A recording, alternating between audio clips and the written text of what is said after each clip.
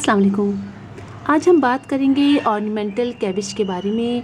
और ये देखिए आप, बहुत खूबसूरत ये प्लांट है, देखने में बहुत खूबसूरत लगता है। और सर्दियों में हमें ये अक्सर मुख्तलिफ़ गार्डन्स में दिखाई देता है। उसमें ये दूसरे प्लांट्स के साथ बहुत कलरफुल लगता है, बहुत अच्छा लगता है। इसके अलावा इसके अंदर एक ऑफ वाइट कलर भी आता है, वो भी देखने में बहुत ही खूबसूरत लगता है। और इसके लीव्स आप देखिए, ये सारे जो होते हैं ये इसके लीव्स ही होते हैं, इतने खूबसूरत से। और ये लीव्स जो हैं वही जब बहुत ज़्यादा ठंडक पड़ती है तो ये लीव्स, ये कलर, ये देखिए पर्पल रंग के, आप देख रहे हैं ये पर्पल से हो गए, तो ये लीव्स ही ये सारे कलर इख्तियार कर लेते हैं। और बड़े खूबसूरत सा आप ये देखिए, ये पूरा सर्कल में ऐसा बनता चला जाता है। और ये प्लांट जो है वो, इसको जो हम कहते हैं ऑर्नामेंटल केल। मैं आपको केल और कैबिज का फ़र्क बताऊं। कैबिज जो होती है, आपने बंद गोभी देखी होगी, उसमें इतना ज़्यादा कर्ल नहीं होता, इसके लीव्स में इतना ज़्यादा कर्ल नहीं होता, होते हैं वो भी हल्के हल्के से, लेकिन इसके अंदर देखिए बहुत ज़्यादा कर्ल है। ये देख रहे हैं आप कितना ज़्यादा कर्ल है, तो इसको ऑर्नामेंटल केल कहते हैं। अच्छा, ये एडिबल भी है, यानी खाया जा सकता है, लेकिन अमूमन ये इस्तेमाल नहीं किया जाता खाने के लिए। केल को तो सैलेड के तौर पे यूज़ किया जाता है, लेकिन इसको नहीं किया जाता। इसको हम डिश की डेकोरेशन वगैरह में इस्तेमाल करते हैं, और उसमें भी देखने में बहुत खूबसूरत लगता है, यानी कोई हार्मफुल नहीं होता अगर हम इसको खाने के साथ रखते हैं अपने। अच्छा, ये प्लांट जो है वो इसकी सीड के ज़रिए भी ग्रो करते हैं। इसके अलावा अक्सर नर्सरी से ही हम लोग उसको लेकर आते हैं, इसलिए कि सीड के ज़रिए ग्रो करना काफ़ी इसको मुश्किल होता है। इसलिए कि इसकी जो जर्मिनेशन होती है उसके बारे में यही कहा जाता है कि इसको फ्रिज में रख के, या बहुत कोई जो बड़ी नर्सरीज़ होती हैं वो बड़ी टेक्निक से इसको करती हैं, फ्रिज वगैरह में रखा जाता है, फिर जर्मिनेट इसके सीड होते हैं। लेकिन हम लोग को ज़्यादा मुश्किल होगा, सीड इसके से निकलते हैं, जब ये बड़ा हो जाता है तो उसके सीड निकलते हैं, लेकिन हम सीड से नहीं लाते हैं, हम इसको बाज़ार कह रही हूँ, नर्सरी से ले आते हैं, और नर्सरी से ला के हम अपने घरों में इसको लगा लेते हैं, तो ये आसानी से हो जाता है। अच्छा, एक बात आप याद रखिएगा, जब भी आप नर्सरी से इसको लेकर आइए तो ज़रा बड़ा सा प्लांट लेकर आइए।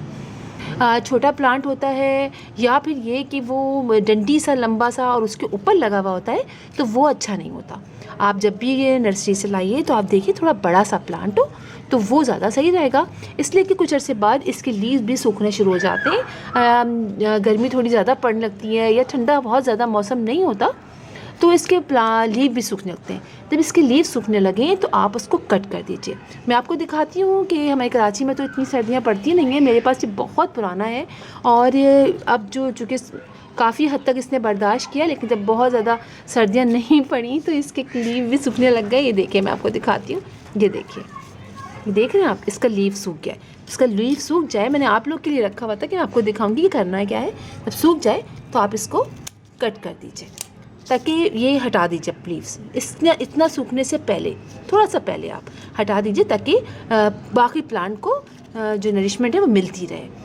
ये सूखता चला जाता है, हम इसके लीव जो हैं साइड साइड से कट करते चले जाते हैं, तो फिर बाद में ये ऊपर चला जाता है, जो इतना खूबसूरत नहीं लगता, लेकिन मजबूरी है, जब सर्दियाँ ख़त्म होती हैं तो ये ऐसे जाता है, फिर इसमें सीड भी बनने लगते हैं।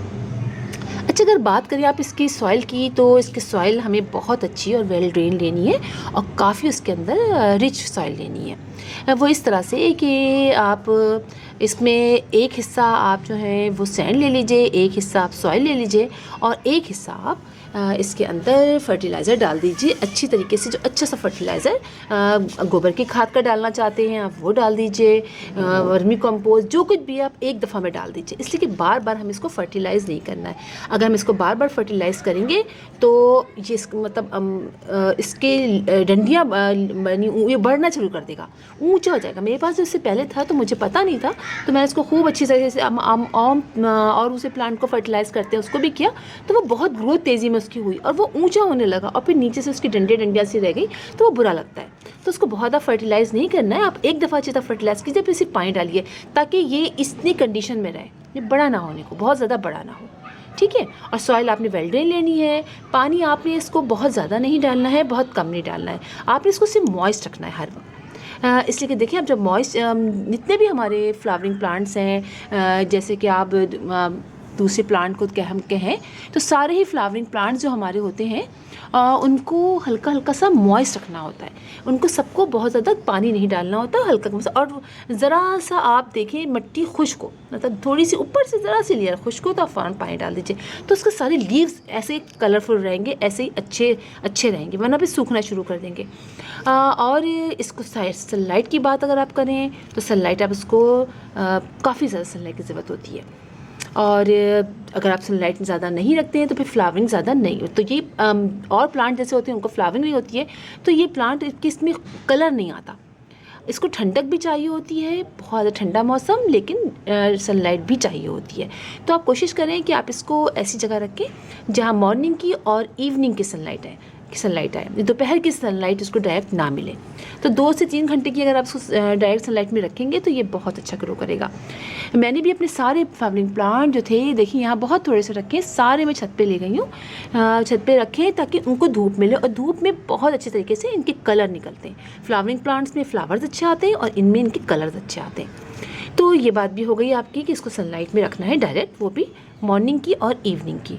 इसके अलावा अगर फर्टिलाइज़र की बात भी मैंने कर ली है। हाँ, एफिड्स वगैरह इस पर काफ़ी अटैक करते हैं। अब आप देखिए ना, इसी ये समझिए बंद गोभी टाइप की इसका है ना, तो इसमें एक दफ़ा अगर अटैक करते हैं तो फिर हम क्या करेंगे, हम कहाँ से उसको तलाश करेंगे और मारेंगे, फिर हमें पूरा ही कट करना पड़ता है। तो लिहाजा जिस तरह हम और दूसरे प्लांट्स में 15 डेज़ में वीकली हम जो उसमें सोपी वाटर से कर लीजिए आप, हम डालते हैं, या जो भी हम इसमें स्प्रे करते हैं नीम ऑयल से, तो नीम ऑयल से स्प्रे कर दीजिए ताकि लगे ही ना, वरना इनमें छेद से शुरू हो जाते हैं, स्पॉट यानी इसमें होल से बनने शुरू हो जाते हैं, फिर आप उसको ढूंढ नहीं पाते।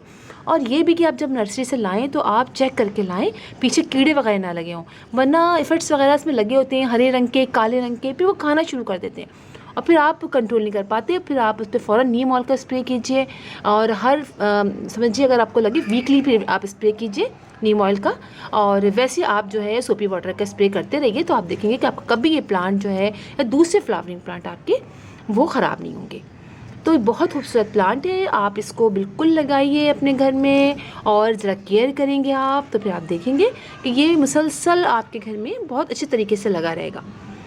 तो मेरे पास पिछली दफ़ा 2-3 थे, लेकिन इस दफ़ा मैंने सिर्फ एक ही नर्सरी से लिया है और बहुत प्यारा लग रहा है। और इसको मैं अब जो है वो ऐसी जगह रखूँगी जहाँ मॉर्निंग और इवनिंग के थोड़ी ऐसा हल्का सा डायरेक्ट इनडायरेक्ट सनलाइट आती है ना, तो उसमें भी लग जाता है। बहुत सारे मेरे प्यारे सब्सक्राइबर हैं, वो कहते हैं कि हमारे घर धूप नहीं आती है डायरेक्ट सनलाइट, तो ऐसा कोई प्रॉब्लम नहीं है। इनडायरेक्ट सनलाइट भी अगर आती है ना, तो उसमें भी प्लांट्स ग्रो कर लेते हैं, अच्छे हो जाते हैं। बस फ्लावरिंग में जो फ्लावरिंग प्लांट्स होते हैं उनमें थोड़ी फ्लावर्स कम आते हैं, लेकिन ग्रो वो कर रहे होते हैं, अच्छे तो वो भी लगते हैं। तो फिर इंशाल्लाह आपसे मुलाकात होगी किसी और वीडियो में किसी और टॉपिक के साथ।